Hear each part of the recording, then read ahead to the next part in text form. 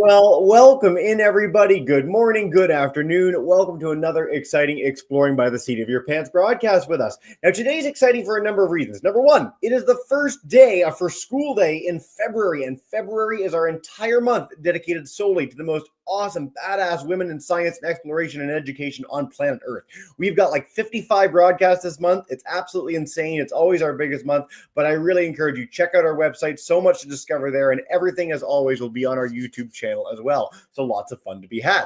Now, back in November, I had the chance to fly down to the United States for two amazing conferences in New Orleans and Pittsburgh. I met all sorts of incredible educators and more. And today marks the first program that has come from that conference. We are going live with Carolyn in just a minute at the Missoula Butterfly House and Insectarium. And that is something that's really exciting for me because I love insects, and we haven't actually done an insect program in years. Literally, the first program I ever did back in 2014 with Exploring by the Seat of Your Pants was at the Victoria Bug Zoo, about 1,000 miles to the west of where Carolyn's joining us today. And it's the most popular thing we ever did, so it's just been way too long. And today we are going to remedy that with all sorts of you from around the world. So a big thank you to all of you for joining today.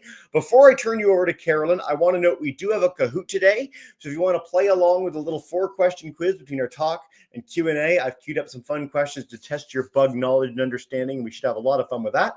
But without further ado, I'm going to zip it and turn you over to Carolyn, educator extraordinaire. She's going to introduce us to some cool bugs and all the amazing stuff they get up to at the Insectarium. Carolyn, welcome to the broadcast for the first time. So nice to see you again.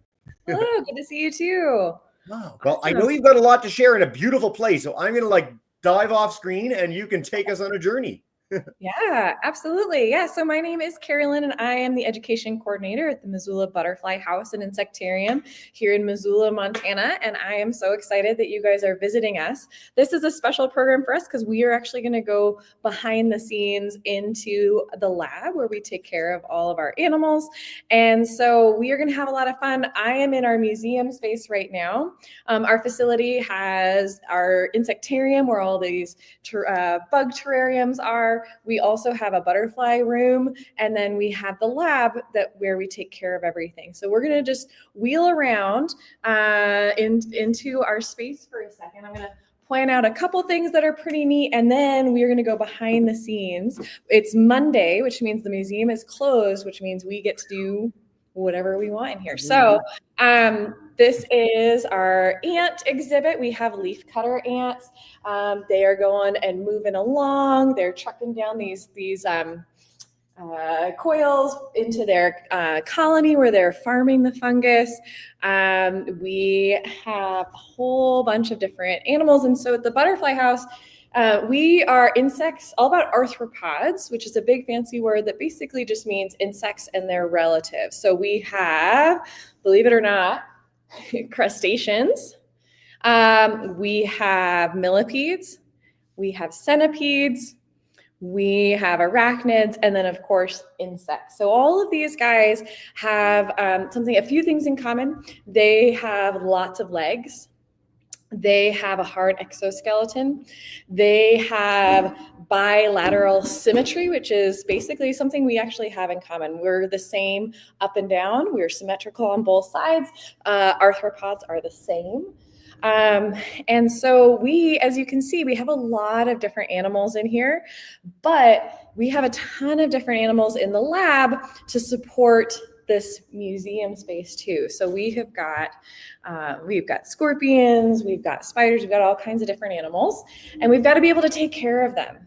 We got to make sure they've got enough to eat, make sure they're in a clean space, and we use the lab for that. So this is the lab. You can see there's a big window in here. Today I've got two helpers, Wayne, who's right here, and Ingrid. They are both in the lab helping to feed some of the animals. So we're going to go inside. We're going to take a look at what's going on. We're going to talk about what happens behind the scenes. So you'll notice that I have to use my key card to get us into the lab because this room is pretty secure. Not a lot of people are allowed in here because we want to make sure no one accidentally messes with our bugs.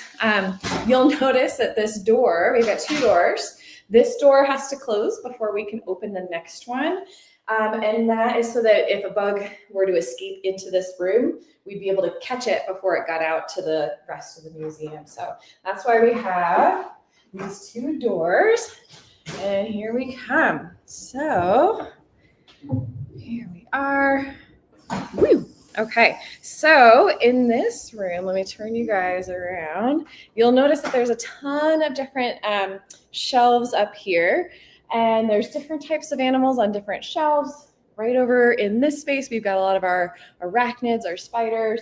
We've got beetles down the way. Actually, this whole top row, except for those circular things, are beetles. We have a ton of beetles right now. But then we also have all of our supplies that help us take care of our animals. We've got different containers. We've got plastic bags, and we've got all these different things for them to hide in and play with. All of their food, all of the chemicals that we need to make sure that the ones that need marine or saltwater have what they need. So I'm just going to push you guys down the row. You'll notice that, so here's our tarantulas area. Our tarantulas often will have, and all of our animals will have different numbers, so we know exactly who is who. We've got to have the animals that our predators eat. So we've got crickets here.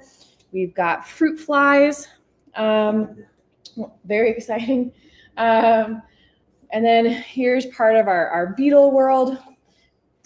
We've got, well, they've got their own fruit flies, but we've got lots of beetles.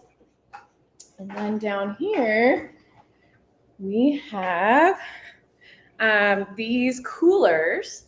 And the coolers are actually really important. They are what helps us make sure that we are not releasing accidentally insects out into the wild through the trash. So the cooler or the freezer is how we make sure that the eggs freeze and don't escape into the wild, because we don't want to release any invasive species. So we've got the freezers. We've got a fridge to make sure we've got fresh produce for our bugs to snack on. We've got a cleaning station to make sure that we're able to clean all of the supplies that we're using. We even have a little incubator in here because we're trying to breed some of our beetles, which is pretty exciting. So here we go. And I want to show you guys some of the animals. So we have to take care of all of these guys, and some of them have different requirements for what they need, right? So the herbivores, they're going to need all the cucumbers and lettuce. We go through a lot of sweet potatoes. Actually, on this table, you can see Wayne was cutting up some sweet potatoes and some snacks for everybody. And we keep track of it all in little tablets like this that are going to say exactly what each animal needs, how much of it, and then there's a check mark to make sure, okay, we've done that, we've done that. The temperature and the humidity sometimes gets logged, so we've got a lot that we're keeping track of. So I'm going to wheel us over here because I want to introduce you guys to some of our animals. So I'm just going to plug in, so we've got plenty of power. Okay, and I want to introduce you guys to some of my favorites. These guys are called Florida ivory millipedes. So we in Montana don't have these guys, but we're able to keep them nice and warm. This room, you can't feel it, of course, but it's pretty warm in here. So we're able to keep even our animals that love warm weather, keep them happy. So I'm going to switch my camera so you guys can see the millipedes. Hold tight. Okay, so this is their tank. And what you're able to do is you see that they've got some cat food, they've got some leaves to snack on. And then what I'm going to do is show you where they like to hide. Oopsies, hold on. The log fortress.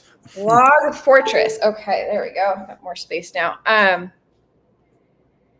So here's their hiding. So they're so cute, right? There we go. So these little guys, like I said, they're called Florida ivory millipedes. They live in Florida. They've got this white color on their back. Millipedes have 4 legs for each section of their body. which is different from centipedes. Often people will see these and go, oh my gosh, that's a centipede, but it's actually a millipede. And here's some ways that I know it. They've got a curved body, which is more usual for a millipede than a centipede.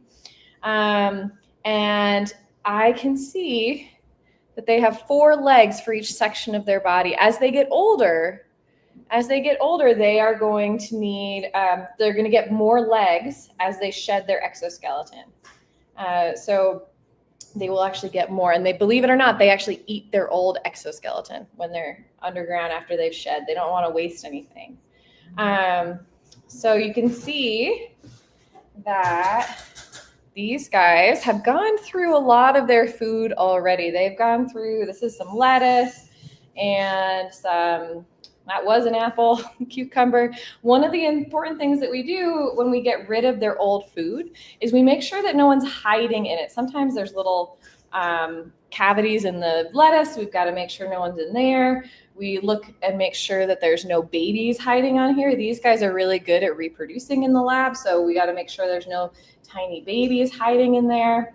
And so we'll collect it. This trash will all go through the freezer. And then I'm going to go steal a cucumber and an apple from Wayne. And they'll get some fresh food. So they don't need a lot. They're pretty easy going, so they'll get the fresh snacks. And then be happy little clams. These guys get a little bit of cat food because it is able to mimic the protein that they would get if they were eating dead animals in the wild. So they're happy living together. They've got some poop left behind. The good news about millipede poop is that it's basically new soil, that basically like compost. So these guys are really important in their ecosystems. You can see that they're sort of exploring and moving around. So that is one example of how we're going to be taking care of our animals. So we have a lot of these guys, and like they're not all on display at the same time. But what's nice is that we can bring these into the classroom when we have students visiting us in person, and we're able to show them off. So these guys, another word that you guys might be familiar with is decomposer. These guys are decomposers, and they're really fun to learn about in the classroom. Okay. I'm going to bring the camera back up to me. And Carolyn, a quick question for you. In the little grouping of them, there's all these little guys around them, like tons and tons of little things. What are those? Those are springtails. So they are little tiny dirt-dwelling creatures that are, they really love soil. They really love eating the same things that millipedes do. They're probably in your potted plants at home if your plants are happy and healthy. So they're around. And they make good roommates. The millipedes don't bother them, and they don't bother the millipedes, so we just sort of let them do their thing. But yeah, they're out in the soil everywhere, which is pretty nice. Cool. Yeah. Thank you so much. They're so great. Everyone should look up springtails, by the way. They're one of my favorite all-time animals. They're so underrepresented in things, and they're so neat, and they're freaky and awesome. So I'm so glad it was them. Yes, absolutely. Now, we also have to take care of our predators, and our predators need a different type of meal, right? We can't just cut up a cucumber and hope they like it, because they won't. So we need to be able to track what all these animals are eating and how often, because they also don't eat as often as our herbivores usually. So I checked in with Wayne and Ingrid, and they let me know that one of our spiders has not eaten for a week, which is about how long they go between meals. And so I thought you guys might enjoy watching one of our spiders eat. So we're going to do that now. We're so excited. Yes. Awesome. So I'll preface this by saying that even though I think she's going to be hungry, she's a wild animal, and I can't promise that she's going to eat, but I think she's hungry. So fingers crossed. Now, our predators are not scavengers. So what that means is that they are not they won't eat dead animals. They're only going to eat things that are alive and able to be hunted by them, because they want to make sure that they know how it died. They want to make sure that it's not got a disease or anything like that. So we have to keep live crickets available for them to snack on. So Rosie, let me switch to a view of Rosie because she's really the star. Hold on. There she is. Oh, let me make that a little brighter. Okay, so Rosie is a Chilean rose-hair tarantula. She's probably about 15 years old. She is a great predator, and she has a process of eating called exodigestion.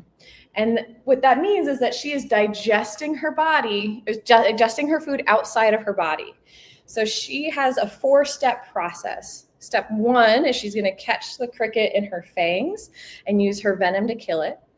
Step 2 is she is going to start smushing it up with her fangs. Oh, I bumped the table and she's sidestepping. She's not pleased with that choice of mine. Then step 2, she's going to smush it up with her fangs and her fang holders, which are called chelicerae. And then she is going to start bringing some of her stomach juices for step 3 out of her body and put it onto the cricket. So if we compare it to an apple when it was, a normal full-size cricket, once she gets to step 2, it's like applesauce. It's mushy, but not a liquid. Once she starts bringing her stomach juices onto the cricket, it's going to be more like apple juice. And then step 4 is she's going to slurp it all up. And she's going to actually then repeat steps 2 through 4. And she is going to do that until her cricket is done.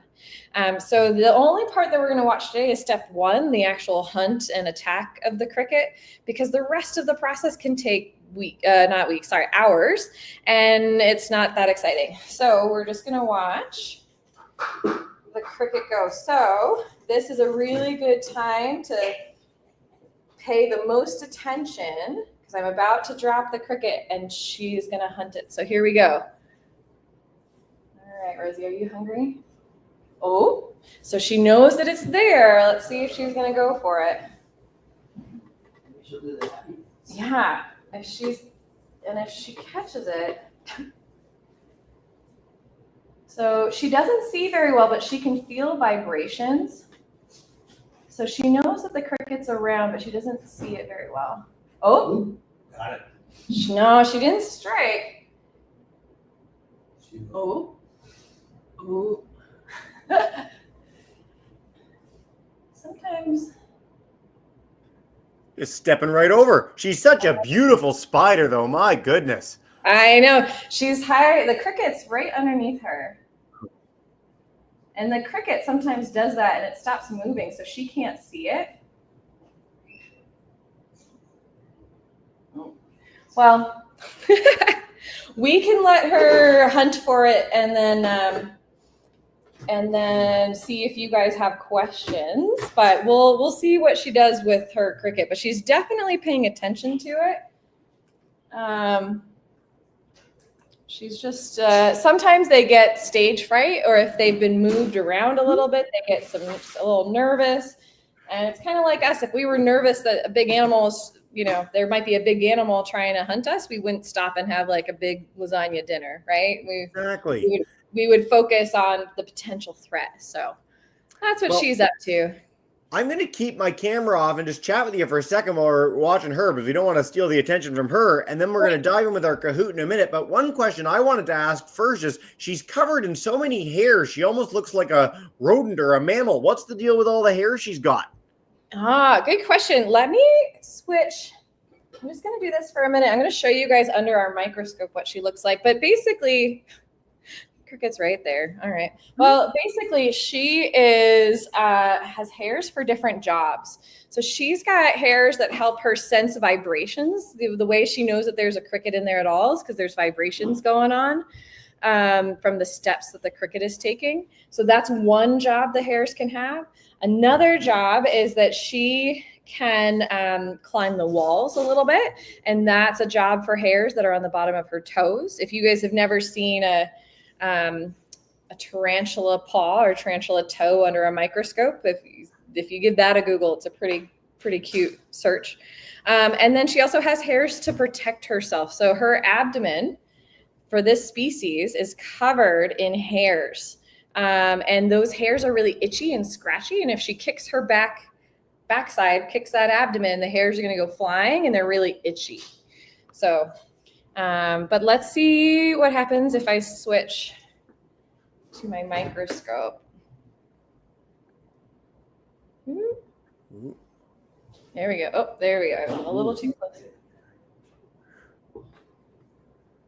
We've gone quantum. Here we go. Oh, there we go. There we go. Look at that. Beautiful. So those are the hairs that she can kick off if she's scared. And then up here, those are her eyes, and that little black thing on the left, those little circles, those are her eyes. So, Carolyn, we classically know that spiders have 8 eyes, and it looks like one little knob of them there. How many eyes are in that group, or what's the deal? Yeah, that's a good question. So most spiders are going to have 8 eyes, but there's always exceptions to the rules. There's actually some spiders that have no eyes. Because they live in caves. They live in places where there's just not a lot of light. So why bother having eyes? But yes, so all those eyes on that knob they're all 8 tucked in there. So Rosie is a spider with 8 eyes. She has that little knob. And a question I get a lot is, well, if she has so many eyes, why is her vision not better? Why is her vision so bad? And it's just that they just don't have the same resolution as our eyes. So our 2 eyes are just more powerful and see in more detail than hers. And also she has no neck. Right? She can't turn. If I hear noise over here, I can turn and look, but she can't. So she's got a crown, almost like a tiara of eyes, so she can get inputs from all different sides. So it's a good question. Very cool. Thanks, Carolyn. Yeah. Well, if you'd like... Sorry, I pressed the wrong button there. Sometimes I said we can dive in with our Kahoot for a second. So for those who are new to this, I'm going to bring up our game bin. We'll play along with this for 4 quick questions, and then we're going to take all your questions, both live and on YouTube, on our millipedes, our tarantula, anything you might want to know. I'm definitely going to bring up those leafcutter ants again that you showed at the very beginning, because they're one of my favorite creatures of all time. But for those who are new to Kahoot, the faster you answer, the more points you get. And what you win is Carolyn and I's everlasting respect. So that's pretty cool, and I wish you the best. You've got our game pin up. We're going to dive in. And Carolyn, if you want to help us with any of these answers as we go along, by all means, give us little hints as we go. But let's get into it. And then Mr. Hancock's class, Georgetown, we're coming to you guys first, and we go to our Q&A. So stay tuned. And Miss Fisher, we're coming to you right after. All right. 3, 2, 1. How many kinds of insect do we think there are in the world? Are there hundreds of kinds, thousands, tens of thousands, or millions and millions? Carolyn, any hints for us? What do we think? Ooh, the 25% of all life on Earth is beetle-based, and beetles are one type of animal. So our groups nailed this. It is millions and millions. Every time we go to a rainforest and we catch insects, we find new species, like not just new individuals, new entire groups of things that we never knew existed before. We actually don't know how many kinds of insect there are, because there's so many forests and places to explore that we have yet to really, really catalog. And so millions and millions is our correct answer. I think we're at 2 million plus. As you said, a quarter of all life on Earth is beetles alone, which is crazy. So way to go, guys. And if you want to be a scientist that gets to, so here's the cool thing, scientists get to name the new species they discover. So if that's a thing that you want to do, then insects and their relatives are the way to go. There was an ant scientist, and he discovered a new type of ant, and he had a crush on a tree scientist. So he named it after her, and then they fell in love. So there's all kinds of fun naming out there, right? There's a fun story of your day. All right, question 2, true or false? There are more people than ants on Earth. What are there more of? People or ants? What do we think? Are there more people? True? I don't know. There's a lot of us. There's over 8 billion people now. It seems like a lot. But Carolyn, the leafcutter ants, just as an example, like how many leafcutter ants could be in a colony of them alone? Thousands and thousands. Thousands. I actually don't know how many ants are in our colony, but there's definitely thousands, and they're all that have different jobs and sizes.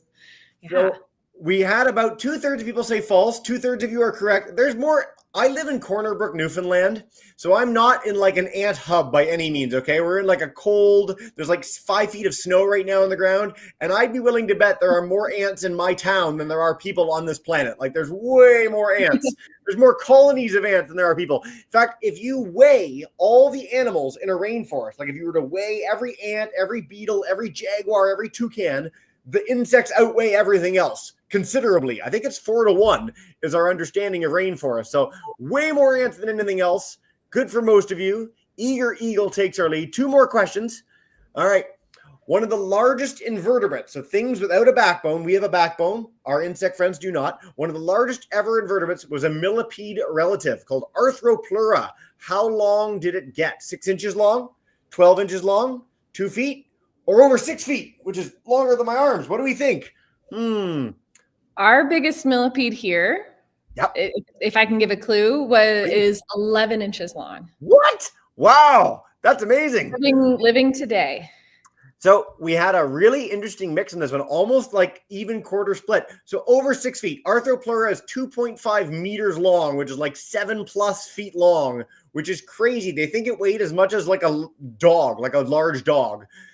This existed hundreds of millions of years ago, but like insects and their relatives have dominated the earth for longer than anything else. And so they have come into all. There used to be dragonflies as big as seagulls back in the day. It's crazy. There was more oxygen in the atmosphere at that time, so they could get really big. So our final question, tarantulas have lethal venom and should never be handled.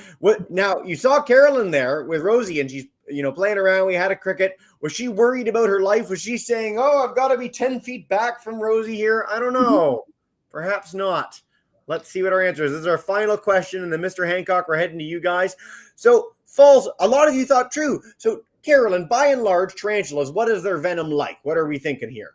So this is true of all insects and their relatives. Often you're going to hear me say it depends, but Rosie's, for example, her venom is only really as strong as like a bee sting or 2 at the same time. And she's from North and South America. Tarantulas from Asia and Africa, their venom is stronger, but there has never been someone that has died, I believe, at least in North and South America, from a tarantula bite. So they're pretty mellow. They're pretty mellow. So that's not to say that all insects and arachnids are not dangerous, but it is to say that tarantulas do get a really big rap. They're the most commonly known spider, I would say. And so they're so big, they're so beautiful. A lot of people have tarantulas as pets. They feature in every bug zoo in the world. Like they're a really, really common creature to have. And they're pretty easy to handle and easy going. I've had many tarantulas on me in my life. And so I encourage you, if you ever end up at a place like the Missoula Butterfly House and Insectarium, and an option is given to you to be near a tarantula, take it, because they're amazing and wonderful and beautiful animals. Great job, everybody. And Sturdy Badger, way to go. We're going to dive in with questions. So, Mr. Hancock, I'm coming to you guys first. Miss Fisher's class, thanks for lining up. And then YouTubers, get those questions in the chat. But come on in Georgetown to begin. Hey. Hey, thanks for having us. The idea, the question you just had about the venomous, what's the difference between venomous and poisonous? Or is there one? Yes, this is one of my favorite questions to ask because it's very commonly misunderstood. Venom and poison are different. Venom is injected into you, whereas poison is something that you eat or you touch. So I like to think of V for venom, and then I turn it into fangs, and that's how I remember venom is the one with fangs. V for venom and it's fangs. So it has nothing to do with how toxic the substance is or how likely you are to die. None of that. Our millipedes, actually, that you saw me handling, those guys are poisonous, but I'm safe as long as I don't eat them. I'm also too big of a mammal, I think, to be really impacted by the millipedes, but I don't test it. because why bother? Why risk it? But the tarantulas are venomous. Our centipede actually that we have is the most venomous animal we have. But we have poisonous millipedes. We have poisonous butterflies. So that's the difference. If you eat it, it's poisonous. If you are stung by it, it's venomous. Yeah. I've heard it described as like if it bites you and you get sick, it's venomous, and if you bite it and you get sick, it's poisonous. Exactly. Monarch butterfly is poisonous, and that's why a lot of things avoid eating it. But the monarch's not coming for you to attack you, so keep that in mind. Great question. I'm so glad we got that one. Thanks, Mr. Hancock. All right, Mrs. Fisher's class, Carsonville, Michigan. Come on in, guys. Hey. Does any animal have teeth? Ooh, do they have teeth? Does every animal insect have teeth? Perfect. So you can learn a lot about an insect and its relative based on the type of mouth that it has. So there are insects like beetles that have a chewing mouth. And so you'll look at them and they've got mandibles and it looks, they're not made exactly the same way our teeth are made or what they're made out of, but they look like chewing mouth parts, right? So they're chewing things up and then they're swallowing it. So that's one type of mouth. Another type of mouth is what we call the piercing and sucking mouth. So this is something that pokes into something else and then slurps out the inside. So that could be an assassin bug that's hunting and slurping out the insides of a predator, or it could be spittle bugs that are poking into a tree, like a box elder bug is going into a box elder tree, if you guys have those where you are, and it slurps out the juices of the plant. So that's another type. There's also sponge mouths. Flies often have sponge mouths. A horsefly will cut the skin of their prey and then use the sponge part of their mouth to slurp it up. And then sucking mouth parts like a butterfly. So not everybody's going to have teeth. But they are all going to have a way to feed themselves, whether it's chewing, poking in and slurping out, just slurping, or sponging up. So there's lots of different ways that animals eat, and that's a good way to identify them. I love your description of the poking and slurping. It's the best way of thinking about it. Everybody should look up an assassin bug because they're really freaky and really they almost seem sinister. They're not, like, they don't have a motivation to it. It's just what they do. But like, it's so freaky to have like a sticky spot in your chest and something comes to like drink it and you just plunge your face into their head. Like, it's grotesque. And we have an assassin bug colony and there's a whole bunch of them. And to feed them, we just sort of dump a bunch of crickets in and it's a feeding melee. It's they're just eating. They have to survive, but it is pretty wild. Yep. Cool question, guys. Thank you so much. And so I'm going to follow up with one on the leafcutter ants because they're one of the coolest creatures in the world. So you briefly talked about there's lots of them. They're trimming these plants and they're feeding them to a fungus. Can you tell us a little bit more about these amazing, awesomest of all ants?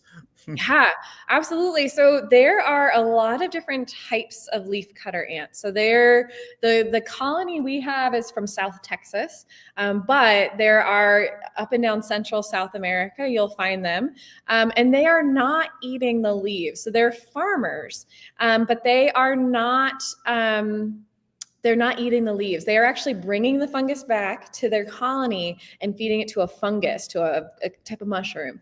And they are growing the mushroom, growing the fungus, and then eating that fungus. And so there's different size ants. Some are bigger, some are smaller, and they've got different jobs. Some take care of the queen, some take care of the babies. Some are protecting the soldier ants and protecting the leaves from attacking, from the other ants from attacking wasps. So there's a lot going on there, but they're not eating the leaves, they're eating the fungus. And that fungus does not exist anywhere. It can't exist without the ants. It's completely dependent on the ants. Yep. Just like our crops, like some of our crops do not exist in the wild. They only exist because we cultivate them. We make sure they're good. We get rid of their predators and things like that. And so I encourage everyone to look up leafcutter ants. It's the biggest colonies of anything else on Earth except for people. So like you can have groups of millions and millions. They can take up a space that's as big as your house underground and live in, and they're just magnificent. So please do check them out, everybody. Quick note, Carolyn, on the assassin bug, we just had a quick query. Do you have them nearby? Are they in an enclosure, or are they hiding in the back somewhere? It's not. They're in the lab. This is actually why we have the lab, is that we have some that are on display, and then they take turns because they don't always love being on display for too long. So they are in the lab somewhere, not super easy to see, unfortunately. Nope, just worth checking. That. Thank you very much, though. Yeah. Mr. Hancock, we're going to head back to you guys. Come on in and take us away again. Hey. Thanks for checking for us, Jesse. Do you ever name the bugs? We do. Yeah. Sorry, I got really excited because we do name. I mean, you name the tarantula, but do you name the other ones as well? Are you able to tell the differences? Mm-hmm. So, yes. So Rosie lives in her own tank, and we know exactly who she is. We actually have 4 Rosies. We have R1, R2, R3, and R4. But we also name some of the other animals that have individual enclosures, and we find that insects and their relatives are often something that people are a little nervous about, a little hesitant to be, close to, and giving them a friendly name is a way to make people feel a little more comfortable and close to them. Let's go say hi to Henry. Henry is actually the 8th Hercules beetle that we have had. So I call him Henry the 8th. So here's Henry. Let's see. There he is. So he's here. Ooh, there he is. He's hard to see. But that's Henry right there. And when we have a group, these are our fiddler crabs, and they're all hiding right now, but we call them the crusty crabs, like SpongeBob. And then where's Toledo at? Oh, here he is.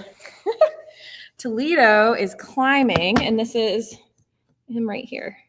So yes, we do name them when they're a group of animals.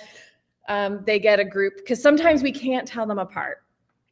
We have like hundreds of walking sticks, Vietnamese walking sticks, but they and some of them are clones of each other because of how they reproduce, but we just call them the sticks. Yeah. Fred 1, Fred 2, Fred 3, hard to keep track when there's that many. Exactly. Sometimes students want to name them, and I say, you can name them, but I can't promise to know who Fred was tomorrow. But the individuals, we do name them, and the idea is to encourage people to feel a little bit more comfortable with them. Yeah. And I've had students be like, I love Henry, and me too, kid. As you should. It's really interesting. I will say we get this question about animals a lot at various insectariums, at aquaria, zoos, and universally we find places that care for animals do name them as long as they're easily identifiable, unless you have like the sticks. And it makes it so much more human relatable, because a lot of people are a little afraid of insects, are afraid of things like centipedes and spiders. I'm not a centipede fan, but I would love to go see one and hang out with Carolyn and learn about these creatures because they're so spectacular. So thanks for that question, Mr. Hancock. Mrs. Fisher's class, we're back to you. Come on in and take us away. Hey. Has any bug ever escaped? Oh, that's a really good question. Not really. I'm looking this way because that's where the butterfly room is, and we have a double door system to keep the butterflies from escaping, and they might get into that room, but we always get them and put them back. So no one's really escaped, and actually all of our tanks have locks on the doors. So we've got locks on the lids. Anybody that's working in the lab has a white lab coat on so that we can tell if they're walking on them, if they got out of the tank. So they might get out of the tank for a tiny bit in the lab, but they've never escaped all the way, which is good. We're pretty good at following our own rules that we make for ourselves. Mm-hmm. It tends to be a little easier to catch things and stop them from getting out when they're a little bit smaller. Some of the escape artists at zoos and aquaria are like octopus, primates. They tend to be really hard to make enclosures that you can keep them, but the double door system is a really effective deterrent for something like a tarantula or beetle. So we had some beetles that were escape artists for a while, and we had to keep an eye on them, but they never made it far. I'm watching you.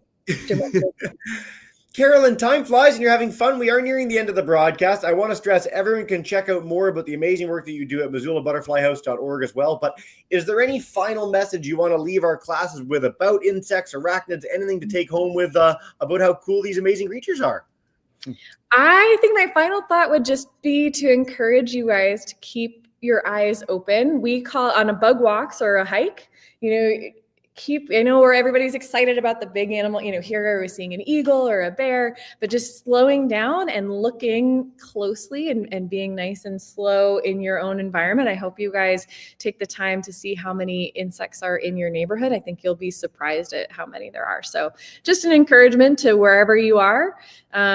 We call it appreciating the little things that run the world, because really our planet wouldn't work without any of our insect and their relative friends. So just slowing down and appreciating the little guys. No better message than that. I can say honestly, again, I'm in a place that is not a bug-rich area. All our classes today, you are in places with a lot more insects and arachnids than I have. And every time I go outside in the spring, summer, fall, there's just teeming with insects. Like if you stop and look at the ground, look for those ants, look for those spiders. Even in your house, you'll be amazed what you discover. So I really hope you all take that chance. Thank you so much to our class for joining today. Carolyn, do stick around after we're done live, but we're going to bring in our class to say a big thank you and farewell. So Mr. Hancock, Mrs. Fisher's class, all our YouTubers at home, thank you so much, everybody. Have a wonderful day.